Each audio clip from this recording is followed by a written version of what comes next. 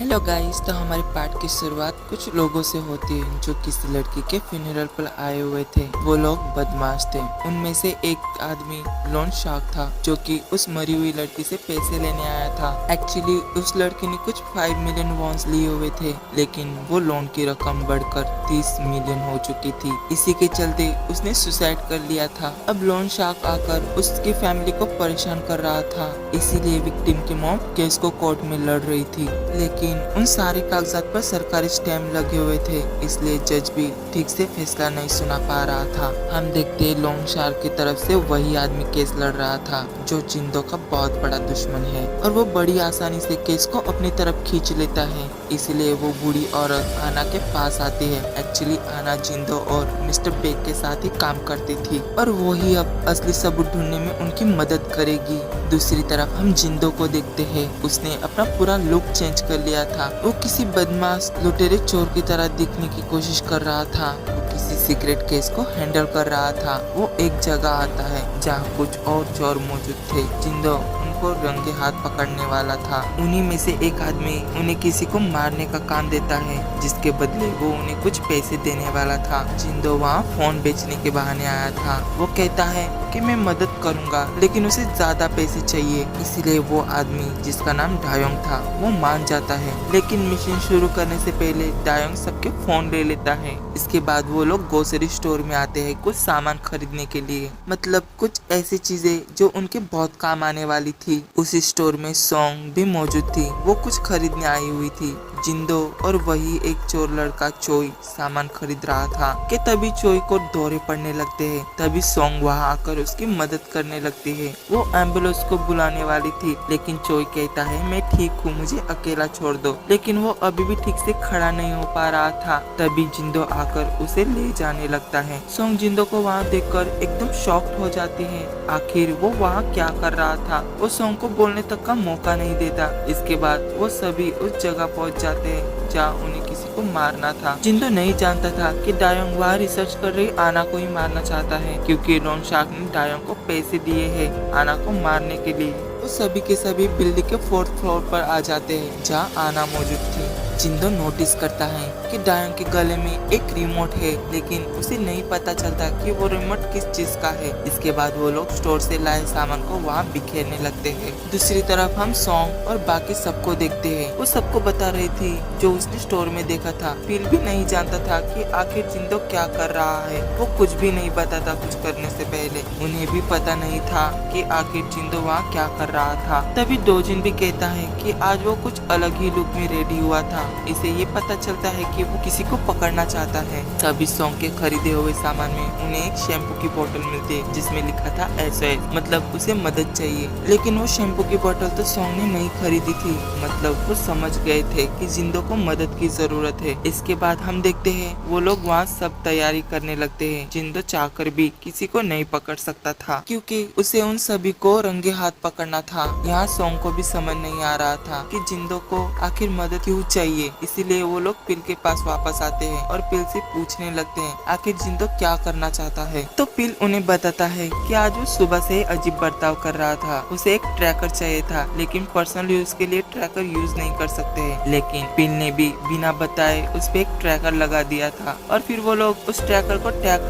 कर उस जगह पहुंच जाते हैं। डायोंग ने अपने साथ कुछ एक्सप्लोजन भी लाए हुए थे, और वो 4th फ्लोर को विस्फोट करना चाहता था। वो लोग मिलकर सारे रास्तों को लॉक करने लगते हैं, जिससे बिल्डिंग में मौजूद आना और बाकी सब भी ना निकल पाए। यहाँ पिल, डोजिन और सॉन्ग भी उस जगह पहुंच चुके थे जहाँ जिंदो आया हुआ था। वहाँ उन्हें ऐसा कुछ भी नहीं मिलता। फिर डोजिन जिंदो की बात याद आती है कि उसने बोला था वो स्ट्रिंग ऑपरेशन कर रहा है, लेकिन उसके फोन में वो दूसरी लैंग्वेज में लिखा हुआ था, इसीलिए वो नहीं समझ पाता। यहाँ इन्होंने भी सारे डोर लॉक कर दिए थे, पर तभी जिंदो कहता है कि ये सब करने की क्या जरूरत, सीधा टारगेट को मार देते हैं। पर डायोंग कहता है कि ये हमारा मैटर नहीं है, जितना बोला है उतना ही करो। डोजिन भी उस पोस्ट में क्या लिखा हुआ था ये समझने के लिए आना को फोन करता है, क्योंकि वो ही इन सभी चीजों में एक्सपर्ट थी, और आना डोजिन की बहन भी थी। थी। वो बताती है कि उस पोस्ट में ऐसा लिखा है कि उसे इस काम करने के लिए बहुत ही तगड़ा आदमी चाहिए और इस साइट पे जुल्म करने वाले ही लोग आते हैं। और तो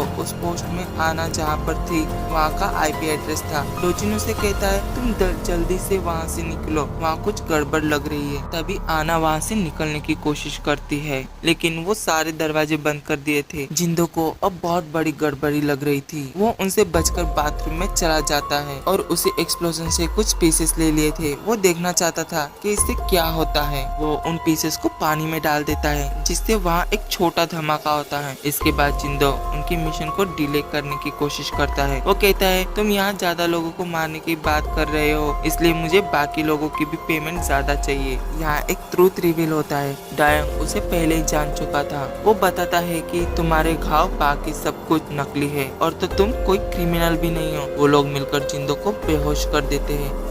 उन्होंने वो सारे एक्सप्लोजन पानी के स्प्रिंकल के नीचे रख दिए थे, जिससे पानी उस पे गिरते ही आग जल्दी से लग जाएगी और वहाँ ब्लास्ट होगा। उन्होंने जिंदो को बांध दिया था और वो खुद को नहीं छुड़ा पा रहा था। वो किसी तरह एक ड्रॉवर को खोलता है और उससे अपने पैर की रस्सी काटने की कोशिश करने लगता है। वो लोग एक रस्सी को पूरे हॉलवे में बिछाकर नीचे तक ले जा रहे थे, जिसमें आग लगाकर पूरे 4th फ्लोर को ब्लास्ट कर सकते हैं। जिंदो ने किसी तरह अपने आप को आजाद कर लिया था और वो लुटेरे भी वहाँ सब कुछ लॉक करके बाहर निकल जाते हैं। डायंग भी कॉल करके उस लोन शार्क को कहता है कि उसने सारा काम कर लिया है, बस आग लगाने की देरी है। वो बस उस काम के पैसे तैयार रखे। लोन शार्क बहुत खुश हो रहा था। उसे लग रहा था कि अब वो ये केस जीत जाएगा। डोजिन ने भी फायर फाइटर्स को बता दिया था कि एक बहुत बड़ा खतरा आने वाला है और फिर सभी लोग उस तरफ निकल जाते हैं जहाँ सभी फंसे हुए थे। जिंदो भी यहाँ पड़े हुए कंप्यूटर से आना से कांटेक्ट करने की कोशिश करता है और वो वहाँ होने वाले सारे हादसे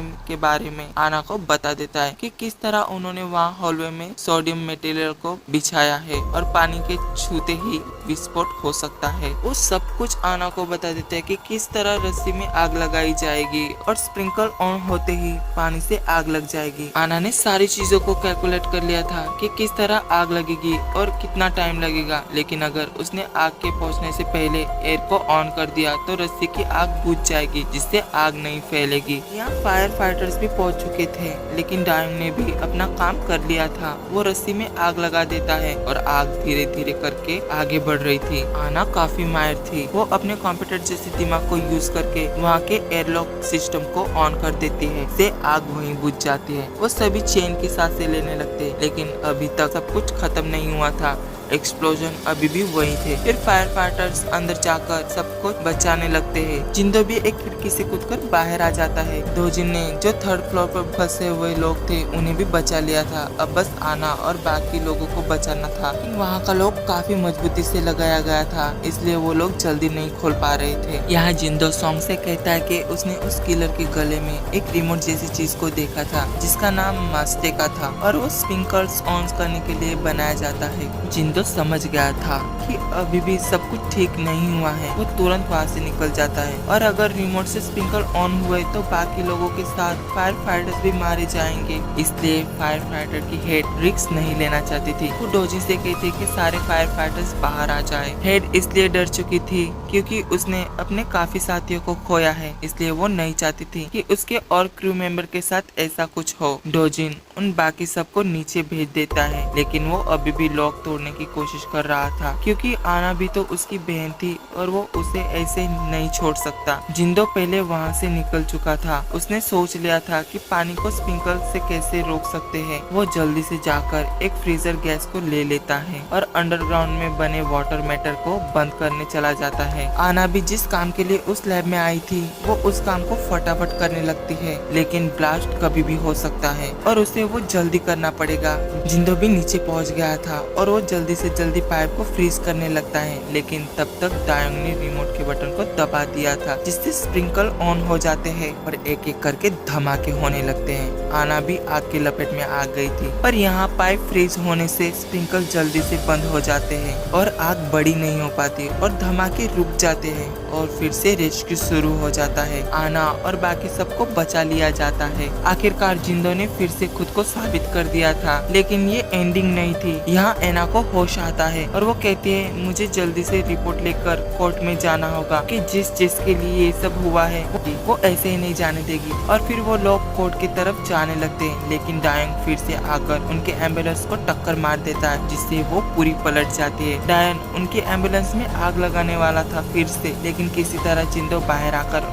उसे आग लगाने से रोक लेता है और दोनों के बीच काफी तगड़ी फाइट होने लगती है। सोंग किसी तरह एम्बुलेंस के दरवाजे को तोड़ने की कोशिश कर रही थी, लेकिन वो खुल नहीं पा रहा था। वो देखती है कि डायन जिंदो पे भारी पड़ रहा है, इसलिए वो एक रास्ता बनाकर ऑक्सीजन सिलेंडर को उसकी तरफ छोड़ देती है, जिससे वो जख्मी हो जाता है और वो सभी लोग बच जाते हैं। फाइनली आना ने उस मरी हुई लड़की को इंसाफ दिला दिया था। कोर्ट में ये साबित हो जाता है कि लोन शार्क ने नकली पेपर्स बनाकर अमाउंट बढ़ा दिया था और नकली स्टैंप लगाकर उन्हें फंसा दिया था और वो ये केस को जीत जाते हैं। इसके बाद आना का हॉस्पिटल में इलाज होता है और बाकी सबको भी पता चल जाता है कि एक्चुअल में डोजिन और आना भाई बहन है और हैप्पीली इस एपिसोड की भी एंडिंग हो जाती है। Thank you guys for watching and commenting on my video. Bye.